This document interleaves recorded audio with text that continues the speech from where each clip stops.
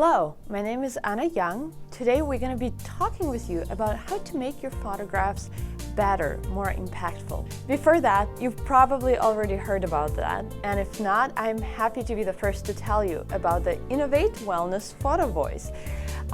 It was introduced by the Innovate Wellness team at Shaw. They want to better understand how you view your own wellness. Today, you will learn how to properly compose photographs, because that's one of the first things that you should start with when you think about your photographs. Then the other thing that you will learn is how to use different sources of light to make your photos more impactful, and to make sure that that your audience understands and gets the messages that you're sending to them. And finally, how to take different photos that tell one cohesive, engaging, and impactful story. We're going to start with composition. Composing an image, it means arranging elements in a way that suits the idea, the core idea, or the goal of your work the best. So you have an idea of what this particular photograph should be telling your audience. And so how do you arrange all the things that your viewfinder, that you can see through your viewfinder, to make sure that the message gets to your audience and your audience gets the right message? So arranging these elements can be done two ways. The first thing is you moving around. So you have your camera, and the first thing you can do to rearrange the things in your viewfinder is by moving yourself. So you can walk left, right, you can find a different angle. And the other thing that you can do is arrange the objects or people that you're photographing. So these are the two ways you can do it. Getting your position right? So changing the angle from which you photograph will change the feel of your photographs. It might seem extremely simple and extremely obvious, but think about, when was the last time that you tried taking photos from an angle other than your eye level, right? So this is your camera, right? Probably your phone, and so you hold it here, probably more like here, right? And then if you're photographing with the DSLR or the camera, you probably hold it here at your eye level, right? So now think about this. When was the last time you kneeled, right? You photographed from this angle or from that angle, from above or from below, right? So do not always default to shooting at eye level. There is nothing wrong with it, because in reality, this is how we see the world every day. But there are so many more interesting angles that can help us to tell our visual stories so much better. So the tip number one, and I do encourage you to try it on, when you're photographing something, try taking 3 photos of the same thing, either a person or an object, from different angles. Another thing is to remember to hold your camera vertically when you shoot portraits. And this is a great way to attract attention to the foregrounds, right? So you hold your phone, I guess, vertically, right? If you're photographing portraits, you want this person to be in the middle of our attention. And then if you're photographing scenery, I guess if the scene, if the space, if the environment matters, then hold it horizontally to create this natural feel. As this is how we see things through our eyes, right? So if you're just documenting some sort of reality, right, and you're not trying to impact or frame the perception of this reality, you might want to hold it horizontally just to make sure that you capture everything, because that's how our eyes work, that's how we see things. And so now to the rules. This rule is called the rule of thirds, and that's the first and probably the most common rule of photo composition. And what it says is that the human eye naturally focuses on objects that are placed in the intersections of this particular grid. So you can see the red here, here, here, and here. Based on the research in psychology and visual communication, this is where we place our attention. And if you want to make sure that your audience will get your visual message, place them, or the object or the subject, in the intersection of the lines here, like in this grid. And here is another example, right? So you have this grid again, and you place your main object here, the tree, in the intersection. Most of the fonts, I guess maybe all the fonts at this point, you can turn on this grid. You'll have a function that turns on this grid, and it will help you to make sure you compose your images properly.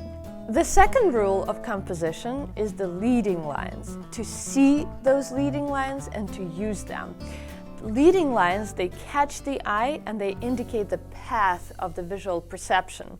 So leading lines are everywhere around us, and what they help you to do is they help to direct your viewers' attention exactly to the thing you want them to look at.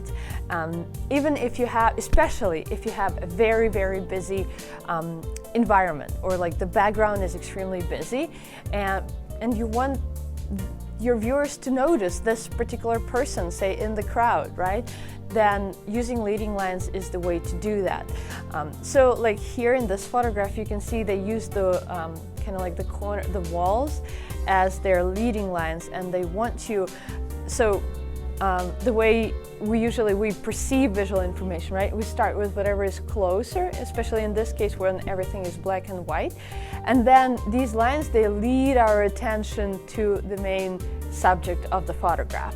And that's what we want them to do. We want our audience to focus on the things we want them to look at. And here is another example, right? So they're using the railings of the bridge to direct their attention. If you look around yourself where you are watching this video, there are leading lines everywhere. Even when you're photographing portraits, you can ask the person to sit like this, and then you will use their hand as a leading line to lead your viewer's attention to the person's face, right? If you're, say, photographing them like this, or like this, so to make sure both hands are used as a leading lines to direct attention to the face and eventually to the eyes of the person. But also in any room, the walls, the desks in your lecture halls, right? Those are perfect examples of leading lines. The pattern on the carpet, right? Just look around yourself, and I bet you can find leading lines in the place where you are watching this. Try to frame your objects with some other things. So framing images by other objects. Images look better when objects of interest are framed by something else, by some secondary objects. This way, it's easier for the eyes of those who are looking at your photos to find this focal center, the focus point, and stay here as long as you want them to. And very often you can find the things around if you're very intentional, right? That you didn't think are really frames. So in this case, the curtains are used as frames. The doorway, right? The window frames. Those are very easy frames for your photographs, especially when you're photographing people, right? If you want to have a portrait, but you don't want to get too close, using a window frame or a door frame as a actually frame for your main subject is a very easy trick to make sure that you capture attention and you hold that attention. And then a completely opposite approach is the use of negative space. Sometimes, especially if the environment is worthwhile to do that, you can leave some spare space. And in this case, you can leave a lot, right? It's called negative space in the images. So you have your main object, or in this case it's a subject, and then you left the rest of the space empty. Because everything else is kind of boring, right? It's just one color, solid color. People are going to be looking at your main subject of your photograph. This space can be a piece of blue sky, water, grass, or some dark shadow, right? You can use light to create this negative space. In the worst case, it's possible to set focus only on a particular object and blur everything else, and that will also be considered negative space, right? So everything else is just blurred. Now, the second part of our workshop is we're going to be talking about light. Light is extremely important. You can ruin your perfectly composed photograph with light. You have to pay attention. So you can see here, this photograph, just think to yourself, answer this question. What was the first thing you looked at? Like when you were looking at this photograph, what's the first thing? Her nose, right? Or maybe like her shoulder, like that one, her shoulder. Only because this is the brightest part of the photograph. But naturally, we want, as humans, and I keep saying that and repeating that, we want to look at the person's eyes, right? Because they photographed in the middle of the day when the sun was right above the person's head. She got the raccoon eyes. This is exactly what it's called. When the sun is right above the person, you get these shadows under your eyes, and they're called raccoon eyes. So now you can't see her eyes, and instead her nose is very well lit, right? You don't want to do that. So be very vigilant, I guess, and attentive to the light that's in the room or outside when you're photographing. So typically you shoot with the sun behind you, unless you want to get a silhouette, right? So if you have the sun behind you, or the source of light, then it means that the object or subject you're photographing will be properly lit. So for example, in this photograph, when I took it, the window was right behind me. So he ended up being very well lit, right? He's very well exposed. The background is dark, but that's what you want to be, right? You don't want the background to attract attention. You want his eyes, his face to be well lit, to be properly exposed, so that the viewer is focused on the face, not on anything else. Moving on to the last part of our workshop is, how do you take a couple of photos that tell one very compelling story and engaging? Well, the way to do it is you need to think conceptually rather than aesthetically, right? Why are you shooting what you're shooting? What you want your viewers to think when they see your shot? What do you want your audience to feel? And these are the questions that you should answer before you start planning your photo shoot.